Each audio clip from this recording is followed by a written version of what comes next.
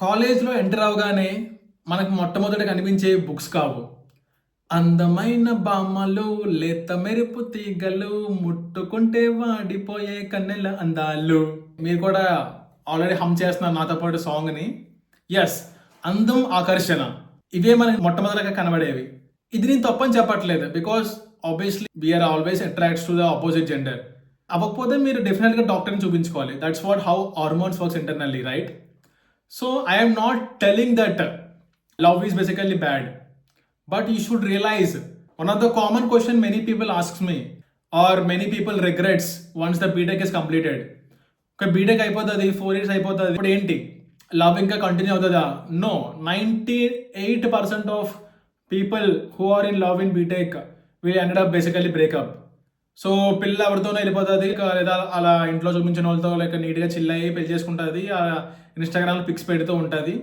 నువ్వేమో కూర్చొని లేక బ్యాక్లాగ్స్ లైక్ అమీర్పేట్ సొందుల్లో వ్యాపారాలు లైక్ ఇంకా మీ మమ్మీ ఫోటో డాడీ ఫోటో చూసుకొని బాధపడటము. ఓకే, నేను బీటెక్లో చదివాను కాదు, బీటెక్ చేశాను కదా అలా అనుకుంటూ ఉంటావు నువ్వు.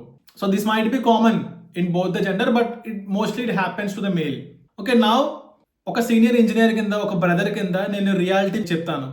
Because I been in lead 4 years in BTech and 8 years in industry.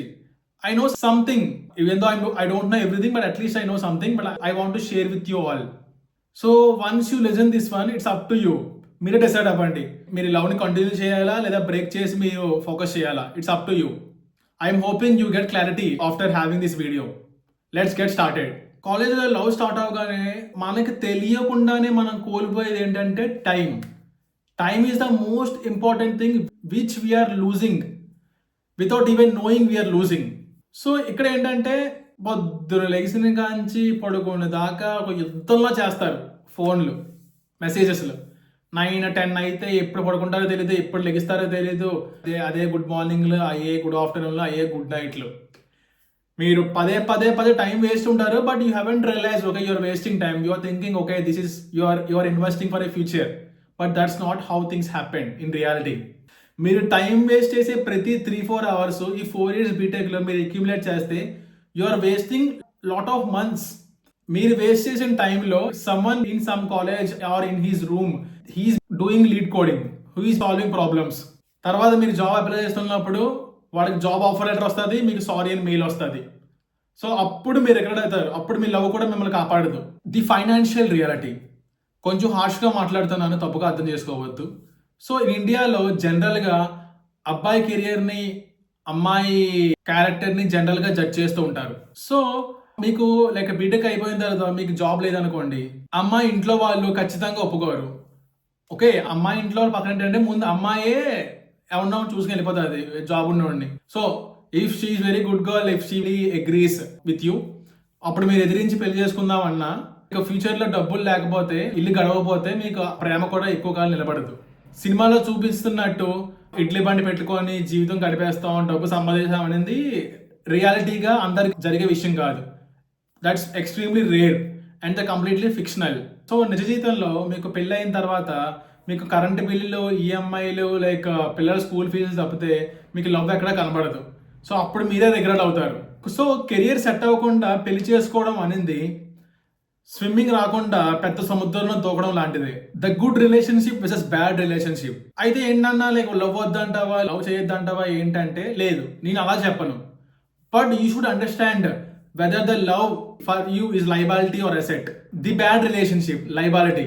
Me partner మీ గోల్స్ అడ్డొస్తున్నారా, నన్ను పట్టించుకోవట్లేదు, నాకు టైం ఇవ్వట్లేదు అని పదే విసిగిస్తున్నారా, మీరు ఎప్పుడు చదువుదాం అనుకుంటాం, లేదు మన షికార్కి వెళ్దాం, పార్టీకి వెళ్దాం అని అంటున్నారా? If these things are happening, just please try to avoid that one. That is just a distraction. Your partner wants some attention. Your partner wants someone who wants to spend that whole 4 years. Just please try to avoid those kind of people. The good relationship, the asset. Okay, if the partner is trying to support you in your studies, or whenever you're studying, if your partner also saying, okay, నేను చదువుకుంటాను నువ్వు చదువుకో, మనం రేపు మాట్లాడుకుందాం అని అంటున్నారా? Or whenever you get depressed, whenever you're not getting selected, did the partner basically motivating you? Did the partner helping you to upskill? Did the partner with you even your ups and downs? So don't lose that relationship. That partner will help you in your career and your love life as well. The promise. ఒక అబ్బాయిగా నేను చెప్పింది ఒకే ఒకటి, మీరు మీ పార్ట్నర్కి ఒక best gift ఇవ్వాలనుకుంటే అవి ఏవో costly chocolates లేవో కాస్ట్లీ డ్రెస్సో కాదు, ఒక స్థిరమైన భవిష్యత్తు, ద సెటిల్డ్ ఫ్యూచర్. రేపొద్దున్న మీరు గర్వంగా వాళ్ళ నాన్న దగ్గరికి వెళ్ళి మీ అమ్మాయిని ఇష్టపడుతున్నానని అనాలన్నా, ఆ ధైర్యం మీకు ఉండాలన్నా, మీకు మొట్టమొదటిగా ఉండాల్సింది ఒక అపాయింట్మెంట్ లెటర్, ₹1,00,000 జీతం. అప్పుడు మీరు కాలర్ ఎగరేసుకొని మీరు ధైర్యంగా వెళ్ళి అడగచ్చు. సో లవ్ని గెలిపించుకోవాలంటే మీరు ఫస్ట్ మీరు కెరియర్లోకి వెళ్ళాలి. Focus on your career and be with the partner who helps you in your career and also who basically with you in both ups and downs. So finally the conclusion, one thing I want to say, priorities set చేసుకోండి. So first career and second love.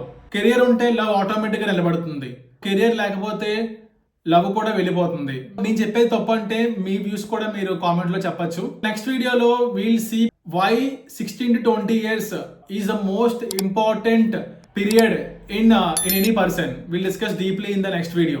Focus on goals, not distractions. Signing off, Love Kumar, Jai Hind.